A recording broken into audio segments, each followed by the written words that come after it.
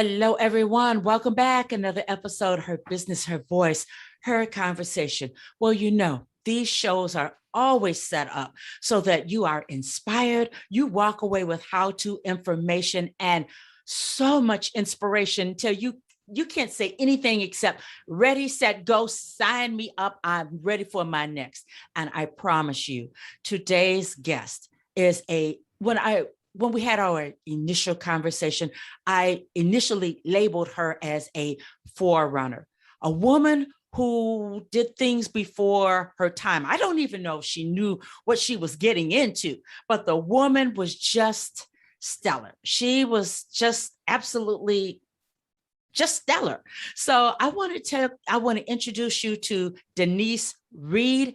And as we speak, you will understand why she's here today and why you really need to pay attention to what she's doing, what she has done, and how she can help you move into your next. So welcome, Denise. I'm so glad to have you here.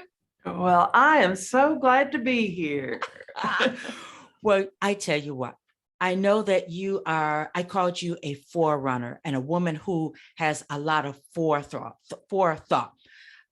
You told me that your background is in commercial real estate. Mm-hmm.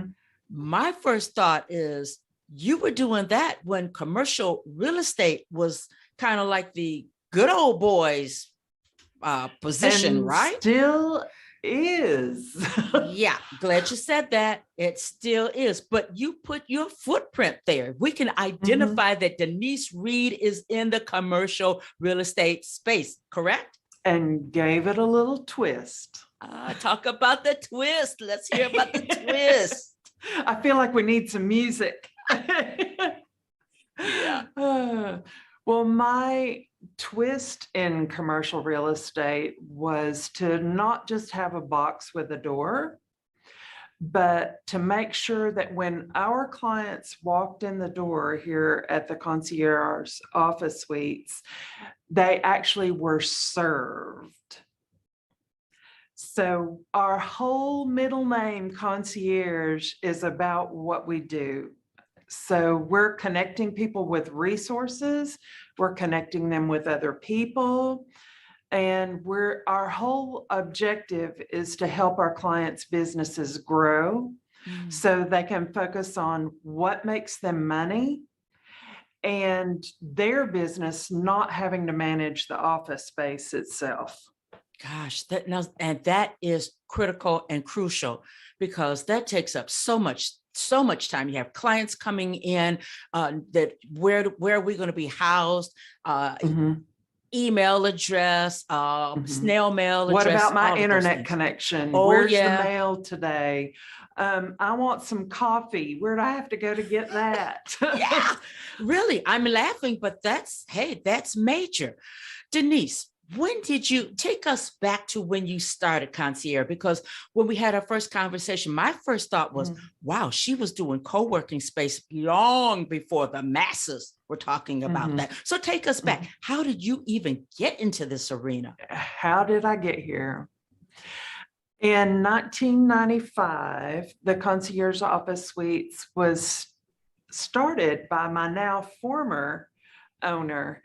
And I came to work here in 1999. And the crazy thing is a year before I accepted the position, she had done an informational interview with me. And I just wanted to find out about her company and how it worked and who she was serving and those kinds of things. And she kept my resume for a year. And then picked up the phone and called me and said, hey, I've got this project.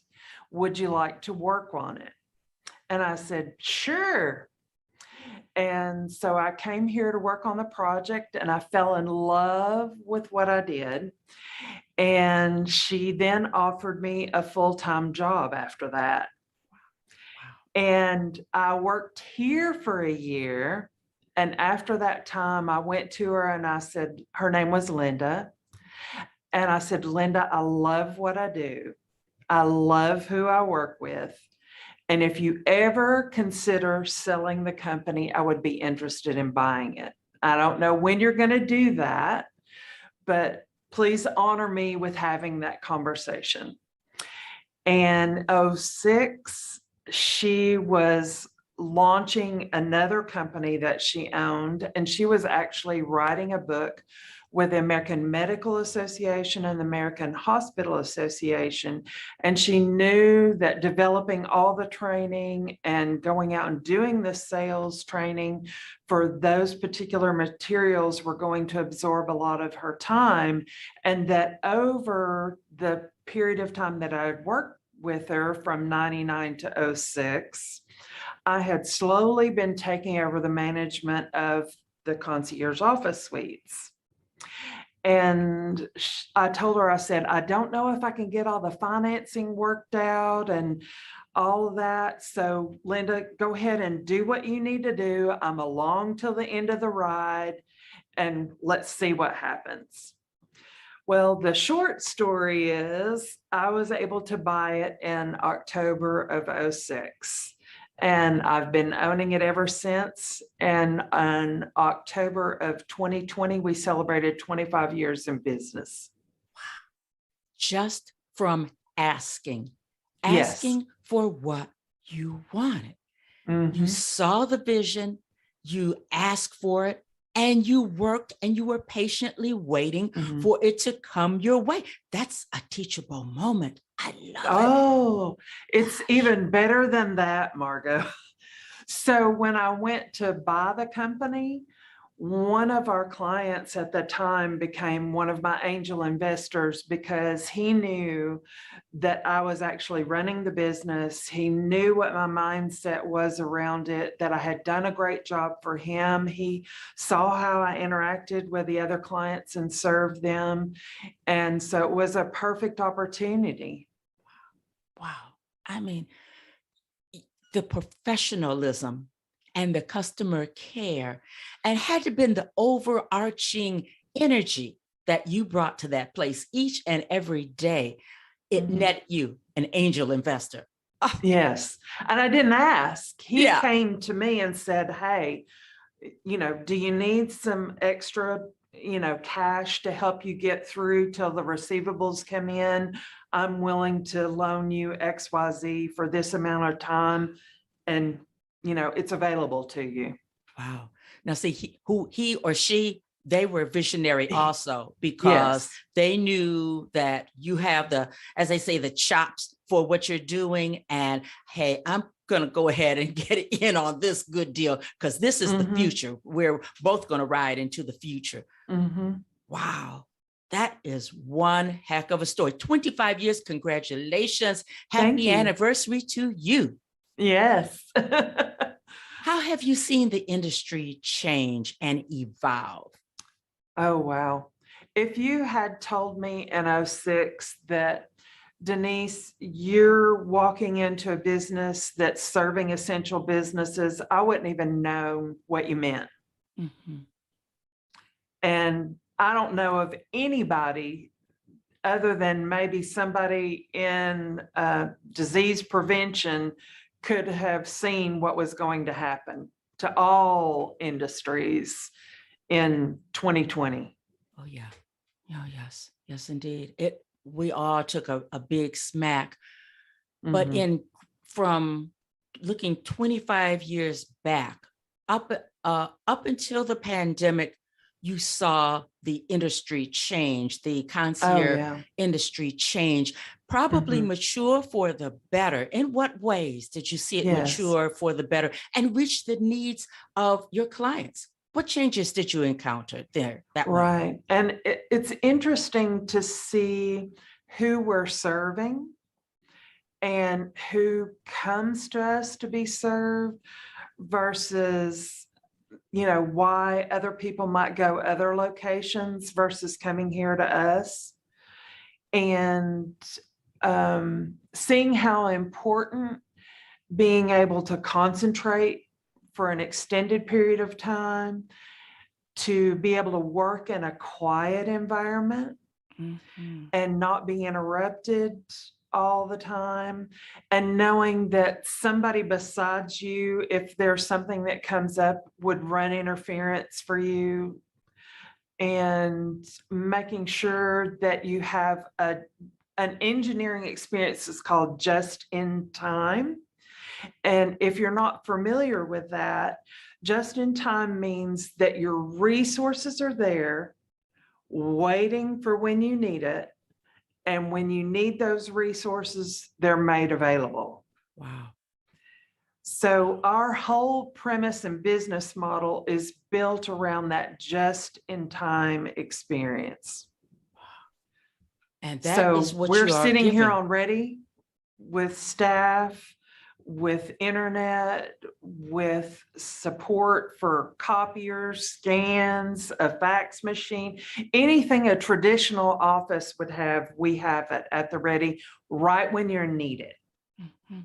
Just in time. I never heard that before, but it's so true. I mean, if you're working in a corporate setting for someone, everything is there. So if you're a solopreneur, or if you are away from, I don't know, you're out of town or something, everything needs to be there. I hear you use the word over and over and over again, service. That never goes out of style, does it? No, it doesn't. And now it's even more needed because everybody's going, well, I can't get this and I can't get that. And Yeah. I've been told this was going to be ready on such and such, but it's not. So that it creates a backlog of all this list of things that isn't getting done. Mhm. Mm. And then you stand in the gap there to relieve some of that frustration that is just in the air anyway these days, trying to do business. We still are under a curtain of uncertainty to a Right. certain amount. So you take all of that away. Tell everybody, and I just jump right on in. I think everybody needs to know where you're located so that they can hop on over there and pay you a visit. And be served. Yeah, really. Uh, well, we're right here in the central business district of downtown Chattanooga. And in Chattanooga. fact, I manage two groups, one on Facebook and one on LinkedIn called Chattanoogans. And you can request to join either one of those groups if you want to find out about all things Chattanooga. Oh, wow. So I try to tell the untold story that only the locals know, and make sure that you're connected with fun stuff and business things so you can live a well-rounded life. You're serving all of Chattanooga, Tennessee. Wow. Trying to. No, I'd say you're doing it. I'd say you're doing it. Now, people that are listening, they're probably going to say, wow, 25 years. She's really, I mean, through the thick, the thin, the ugly, the glamour, she's just been there. She's serving Chattanooga, Tennessee. But there's another side of you that people don't know. And you say that you are really living a Green Acres, modern take on Green Acres. Take us on over there to Wing and Prayer. What is that all about? Gosh. Well, I am living the modern day Green Acres. And for the people that are not boomers and not familiar with Green Acres, I'll fill in the gaps. Green Acres was a series, videos or TV series that was a couple, and the wife was from New York and the husband was from the country, and they got married and they moved out to Burbia. And they had a farm, and the whole show is about their interactions with their neighbors and how a woman from New York lived in the country. That was the funny part about it. And my husband and I happened to start a commercial broiler poultry farm, and we named it Wing and a Prayer. So our symbiosis is my husband manages the farm and I get to come to the Concierge Office Suites and manage all the business side of the business. How did you get into, I mean, I told you all she's a visionary. How did you all get into winging a prayer, poetry? I prayer. mean, you're really doing this and have been Mhm. doing it. You're not novices. I mean, you're not No. new kids on the block. How did that Mm-mm. come together for you? Was that another And opportunity that you saw and thought, we better jump on that? yes. So my husband had actually worked in the poultry industry, and he just retired this year as an employee.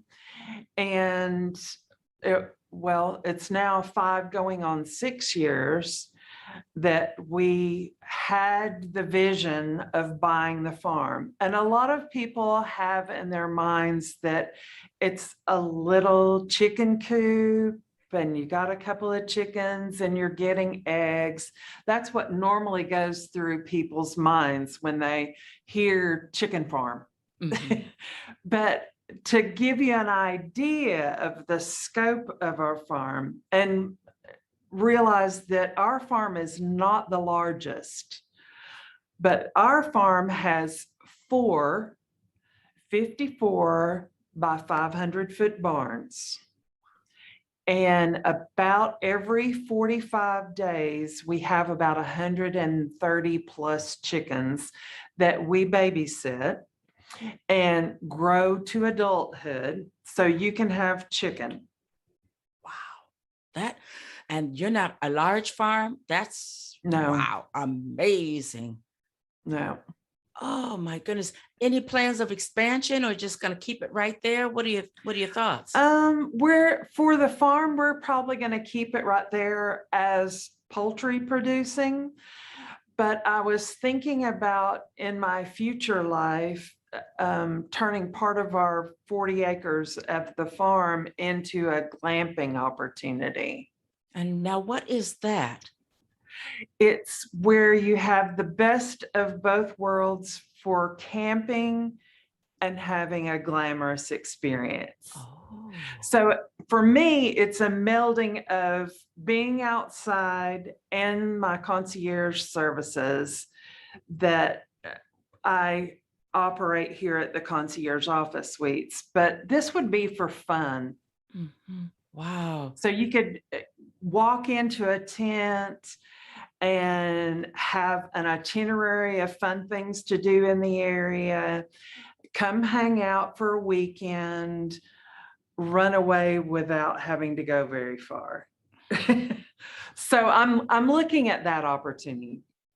I think that it would be a winner. You know how many people just want to get away once we come on to the other side of this? I mean, really on the other Mhm. side of this? Oh my goodness, you'll stay booked. It's just, oh, what an idea.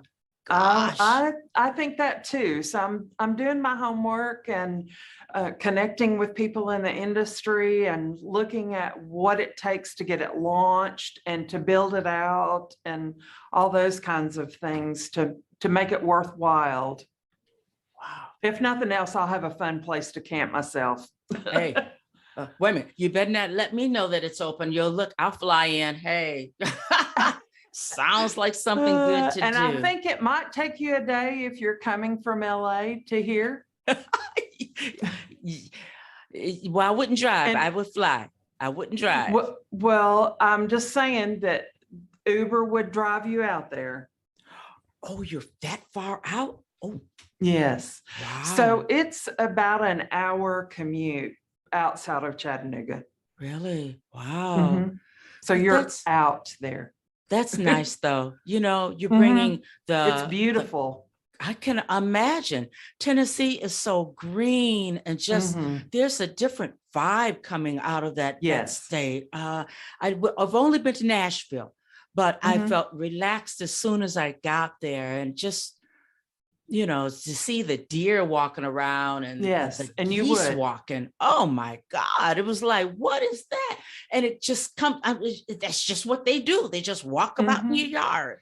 In fact, we have a doe and her 2 fawns in our backyard at home. And they come and eat our acorns in the backyard, munch on our clover. Wow. They love it. That's pretty cool though. That's Mhm. pretty cool. I think we need that place where we can wind down and get away from Yes. the news and everything else. Mhm. And as successful as you all with both businesses, I'm sure Mhm. that you need time to just kind of get away, rethink. Oh, yeah. So I know that you've built these two fabulous businesses. Somebody had to have given you some information, something that was going to Mhm. inspire you, keep you Mhm. moving. What was the best advice someone ever gave you concerning building your businesses? Well, it was really interesting when I bought the business. I'm going, all right, I'm going to get to do what I love every day. And what I didn't realize is that with having employees, not that you don't interact with them, but I have become like the mother bear of trying to make sure that my employees are as happy coming to work as I am. Gotcha. And that's been my goal, to give them an opportunity to dream about creating an opportunity for themselves beyond just being here and working with me. So if there's an opportunity for education or certification in something that they're passionate about, I want to make sure that they have the opportunity to do that. Do you know how many people have to revisit that philosophy every day, especially now Mm. that people are leaving the workplace and they're opting, I don't like what's going on over here. So I'm, as Mhm. they say, deuces, I'm gone. But Mhm. had they adopted your philosophy and actually interacted and been invested in their Mhm. employees the way you are, a lot Mhm. of workplaces would be in far better shape. Oh, totally different. You touched on Totally different. something in, go ahead, go ahead. Well, what I was going to say is part of my onboarding process for my team members is to actually have them write me an essay about what their dream job is. And the caveat is it can't be about you being employed with me. It has to be about what your real dream job is, because I want to be able to open doors for them to be able to pursue that. I tell you, visionary, one in a million. And you've been onboarding people that same way almost from the Mhm. beginning, I would venture to say. Yes. Mhm. Gosh, serving keeps coming up in your vocabulary, and Mhm. dreams keep coming up in Mhm. your interaction here. I want to Mhm. read your favorite quote, and it's by T.E. Lawrence. You said, all men dream, but not equally. Those who dream by night in the dusty recesses of their minds wake in the day to find that it was vanity. But the dreamers of the day are dangerous men, for they may act on their dream with open eyes to make it possible. Yep. Oh, open eyes. Mhm. Make it possible. And you make it possible. Just the fact that you are Denise Reed, and give us the name of your of the business that you built, please. Concierge. So the the business that I built was the Concierge Office Suites, Okay, and it's a full service office space here in downtown Chattanooga. got you, got you. Is there an email address, or how do they get in contact with you Sure. there? You can, if you want to reach out to me, you can reach out to info at theconciergeofficesuites.com. Got you, got you. And wing and a prayer. Mhm. Are you wholesale, or you go to the farmers markets, or is there a reason why people need to How know how does to all reach that you? come about? We actually work for what's known as an integrator in the industry. So they bring us our chicks, we raise the birds, and then they come and pick them up for processing so you can eat chicken. Wow. So it is a process. I mean, Hmm. it's Yes, systematically very. doing this. Ooh, Hmm. takes the pressure off of you all also, raising them, Yes, finding there's them, no raising them. marketing involved in that business. Wow, how cool. This has been delightful. I so appreciate you, Denise Reed, and it's Well, always a thank you, learning Margo. experience we get a chance to talk to the visionaries, the people that are the reason why we are experiencing things the way we experience them. The co-working space. You built the bar, you built the bridge, you bought the property for how they're run today. So thank you, a million thank yous. Oh, you're welcome, Margot. Gosh, parting words. You have one final word for the audience? Oh, I do. Based on our pre-conversation and today, just remember, if you accomplish one thing today and one thing tomorrow, and you continue to do that over the course of a year, you will have accomplished 365 steps toward your dream. That's mind-boggling. That is empowerment at its best. Wow. Thank you, Denise Reed. And thank you, everyone, for tuning in. Another episode here at Her Business, Her Voice, Her Conversation. You're going to find this conversation on all of the major platforms. I tell you, you're going to have to listen more than one time, and you definitely want to share this out with colleagues. Too many of us are stuck. Too many of us are afraid to make a move. Denise Reed has given us many, many necessary resources. So get in contact with her. So that's it. I'll see you next week with a brand new episode right here. Her Business, Her Voice, Her Conversation. Bye-bye now. Bye-bye.